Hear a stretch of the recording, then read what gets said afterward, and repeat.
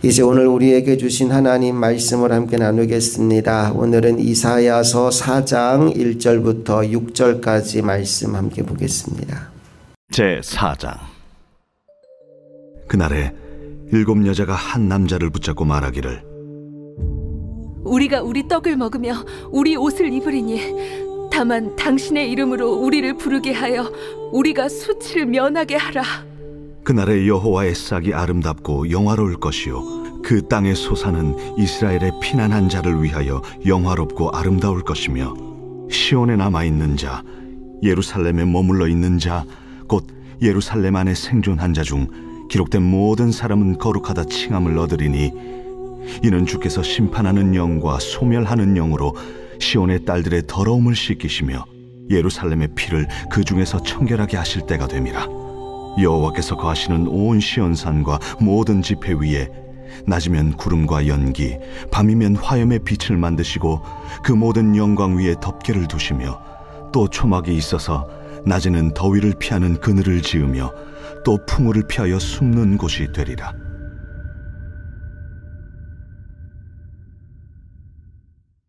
오늘 본문 말씀을 보면 그날에 라는 말이 2번 나옵니다. 1절에 그날에 라는 말이 나오고 또 2절에도 그날에 라는 말이 나옵니다. 이 날은 시간적으로는 같은 날이지만 맞이하는 사람의 입장에서는 전혀 다른 날입니다. 먼저 1절의 그날은 심판의 날입니다. 우리 1절 말씀을 먼저 함께 읽어봅니다. 시작. 그날에 7 여자가 한 남자를 붙잡고 말하기를, 우리가 우리 떡을 먹으며 우리 옷을 입으리니 다만 당신의 이름으로 우리를 부르게 하여 우리가 수치를 면하게 하라 하리라. 무슨 얘기냐 하면 7 여자가 한 남자를 찾아와서 이렇게 말하는 겁니다.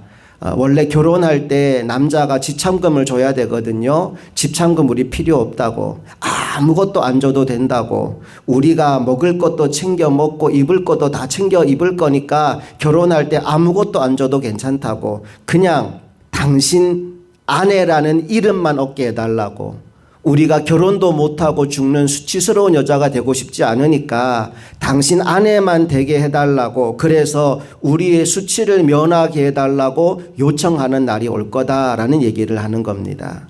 여러분, 7명의 여자가 한 남자를 붙잡고 이렇게 애원하는 상황이 오는 이유가 뭐냐 하면 그 나라에 남자들의 씨가 말랐기 때문에 그래요. 우리가 어제 읽었던 3장 마지막 25절과 26절에 유다 땅에 하나님의 심판이 임한 결과가 이렇게 나왔어요. 우리 25절 26절을 다시 한번 읽어볼게요. 시작. 너희의 장정은 칼에, 너희의 용사는 전란에 망할 것이며 그 성문은 슬퍼하며 곡할 것이요 시온은 황폐하여 땅에 앉으리라. 하나님을 떠난 그 백성이 의지하고 믿었던 건 장정이고 용사들이었어요. 그런데 하나님이 그들을 멸하시니 장정과 용사들이 칼에 다 쓰러지고 망하는 겁니다. 그러니까 그 땅에 남자를 찾아보기 어려운 시대가 찾아온 거죠. 그러니까 여자들이 와서 우리를 이 수치스러운 가운데 살지 못하도록 7명의 여자가 한 남자를 붙잡고 나와 결혼하자, 우리와 결혼하자라고 애원하는 기가 막힌 시대가 오게 될 것이다 라는 말씀을 하고 있는 겁니다. 1절의 그날에는 심판의 그날입니다. 하나님이 그날이 지금 다가오고 있다는 말씀을 경고로 주고 있는 거예요. 그런가 하면 2절에 전혀 다른 의미의 그날 이야기가 나오는데요. 자, 어떤 날인지 2절 말씀을 같이 읽어볼게요. 시작. 그날에 여호와의 싹이 아름답고 영화로울 것이요 그 땅의 소사는 이스라엘의 피난한 자를 위하여 영화롭고 아름다울 것이며, 그날에 라고 한 다음에 어떤 말씀이 이어지느냐, 여호와의 싹이 아름답고 영화롭게 피어날 것이다 라고 말씀합니다.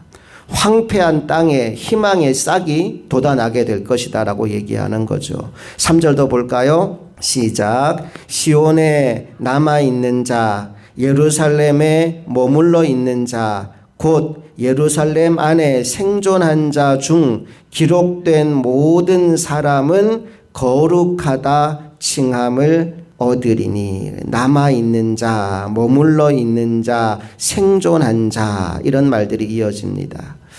여러분, 하나님의 역사는 항상 싹 또는 남아있는 자들을 통해서 이루어집니다. 노아의 홍수 때를 한번 떠올려 보세요. 모든 사람들이 범죄하여 하나님이 근심하셨고 물로 세상을 심판하시는 그날에 하나님은 노아의 가족 8명을 남겨두십니다. 그들을 희망의 싹으로 남겨두시고 그들을 통해 새 역사를 써내려 가십니다. 엘리야 시대도 마찬가지입니다. 그가 이세벨을 피하여 도망을 쳤고 로뎀나무 아래 주저앉아 하나님 앞에 죽기를 구했을 때 하나님이 이렇게 말씀하셔요. 바알에게 무릎 꿇지 않은 7,000명을 내가 남겨두었다라고 말이지요. 오늘 2절에 나오는 그날은 바로 이 남은 자들이 역사의 중심에 서게 되는 날입니다. 노아의 홍수를 예로 든다면 홍수가 온 땅을 뒤덮는 그날은 죄악 가운데 있는 사람들에게는 멸망의 날, 심판의 날이지만 방주 안에 들어가 있던 노아의 가족들에게는 구원의 날, 새로운 삶의 시작이 선포되는 날이었다는 겁니다. 나는 오늘 우리 모두가 그날에 하나님께 인정받는 남은 자의 삶을 살아가는 하나님의 종들이 될 수 있기를 간절히 소망합니다. 4절 말씀으로 가봅니다. 4절 시작. 이는 주께서 심판하는 영과 소멸하는 영으로 시온의 딸들의 더러움을 씻기시며 예루살렘의 피를 그 중에서 청결하게 하실 때가 됨이라. 그날은 뭐 하는 날이냐? 모든 더러운 것을 씻어내고 청결하게 하는 날이 바로 그날이다 라고 말합니다. 계속해서 5절 6절 말씀도 읽어봅니다. 시작. 여호와께서 거하시는 온 시온산과 모든 지폐 위에 낮이면 구름과 연기, 밤이면 화염의 빛을 만드시고 그 모든 영광 위에 덮개를 두시며 또 초막이 있어서 낮에는 더위를 피하는 그늘을 지으며 또 풍을을 피하여 숨는 곳이 되리라. 이스라엘 백성들이 출애굽할 때 낮에는 구름 기둥, 밤에는 불 기둥으로 그 백성을 인도하시고 보호하셨던 것처럼 그날이 오면 하나님이 구름 기둥과 불 기둥으로 그 백성을 보호하고 품어주실 것이다. 초막 안에 안전히 거하게 하실 것이다 라는 말씀으로 오늘 이사야 4장이 끝이 나고 있습니다. 여러분, 하나님의 심판의 날은 반드시 옵니다. 우리 인생의 마지막 날도 반드시 올 것이고 이 온 우주가 끝나는 날도 반드시 올 것입니다. 중요한 것은 우리가 그날을 어떤 상태로 맞이할 것인가입니다. 내 인생의 마지막 날, 나는 나의 죽음을 어떻게 맞이할 것인가? 이 세상이 끝나는 그 마지막 날, 나는 어떤 사람으로 그 마지막을 맞이할 것인가? 저는 그 생각할 때면 항상 떠오르는 이야기가 춘향전이에요. 여러분, 춘향전 다 잘 아시잖아요. 이도령과 사랑을 나누고 이도령이 떠난 이후에 춘향이가 홀로 남겨집니다. 그 춘향이를 변사또가 와서 계속 나에게 수청을 들라고 요구하지요. 그때마다 춘향이는 수청 들기를 거부합니다. 그것 때문에 온갖 고난을 당해요. 매를 맞고 감옥에 갇히고 목에는 칼을 차고 고통을 당하지만 끝까지 수청을 거부한 춘향이는 결국 나중에 어사또가 되어 돌아온 이도령과 혼인하는 것으로 그 이야기가 마무리됩니다. 여러분, 그 이야기 속에 이도령은 누구예요? 예수님이에요. 춘향이는 누가 돼야 돼요? 우리가 돼야 돼요. 변사또는 악한 사탄, 우리를 미혹하는 세상이라고 보면 돼요. 여러분, 그렇게 볼 때 여러분은 지금 어떤 삶을 살아가고 있는지 한번 돌아보셨으면 좋겠습니다. 나는 과연 수청을 거부하고 온갖 고난을 피하지 않았던 춘향이와 같은 믿음의 삶을 살아가고 있는가? 아니면 혹시 나는 세상이 주는 그 달콤함에 취해서 슬쩍슬쩍 변사또에 수청을 드는 삶을 살고 있지는 않은가? 만약에 춘향이가 변사또에 수청을 들었다면 이도령이 어사또가 되어 돌아오는 그날은 춘향이에게 가장 두려운 날이 될 거예요. 그런데 끝까지 수청 들기를 거부하고 온갖 고난과 고통을 이겨낸 춘향이에게는 이도령이 돌아오는 그날이 가장 큰 기쁨의 날, 행복의 날이 될 겁니다. 오늘 저와 여러분이 주님 다시 오시는 그날에, 또 내 인생이 끝나는 마지막 그날에 우리 주님을 그 춘향이, 수청을 거부한 춘향이와 같이 맞이하게 되기를 소망합니다. 그러기 위해 오늘 하루를 잘 살아야 됩니다. 오늘을 믿음으로 살아야 되고, 오늘을 말씀 따라 살아야 되고, 오늘을 남은 자로 살아야 합니다. 하나님은 남은 자를 통하여 하나님의 역사를 이루어 가십니다. 남은 자가 해야 될 일이 뭐냐? 방주 만드는 겁니다. 노아가 날마다 높은 산에 올라가서 망치를 들고 방주를 만들었던 것처럼 오늘 하나님이 내게 말씀하시는 것에 순종하여 오늘 만들어야 할 몫의 방주를 만드는 것이 우리의 사명입니다. 고페르 나무를 구하라. 고페르 나무 구하러 나가는 겁니다. 그 나무에 못을 박아라. 못을 박는 겁니다. 그 나무에 역청을 칠해라. 역청을 칠하는 겁니다. 하나님이 오늘 내게 말씀하시는 대로 그 말씀에 순종하여 하나님이 기뻐하는 일을 하는 것, 그것이 바로 방주를 만드는 일이며 그것이 바로 오늘을 수청을 거부한 춘향이로 살아가는 겁니다.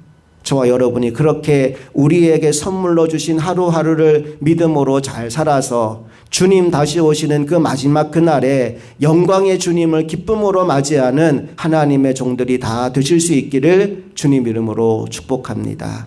함께 기도하시겠습니다. 하나님 아버지, 오늘 말씀에서 그날에 라고 하는 귀한 구절을 통해 우리가 우리 인생이 마치는 그날, 또 주님 다시 오시는 그날을 어떻게 맞이할 것인가에 대하여 묵상하였습니다.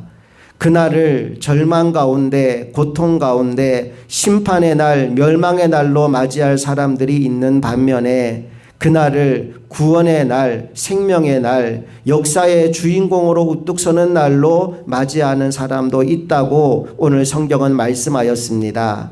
남은 자들, 하나님이 남겨두신 자들은 그날을 기쁨으로 맞이할 것이다 말씀하였는데, 오늘 우리가 그 남은 자로 살아가게 하여 주시옵소서.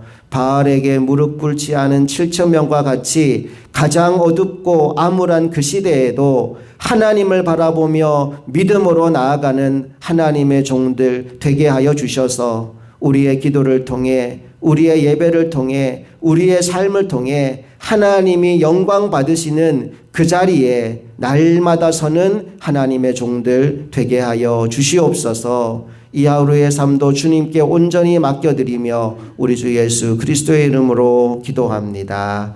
아멘.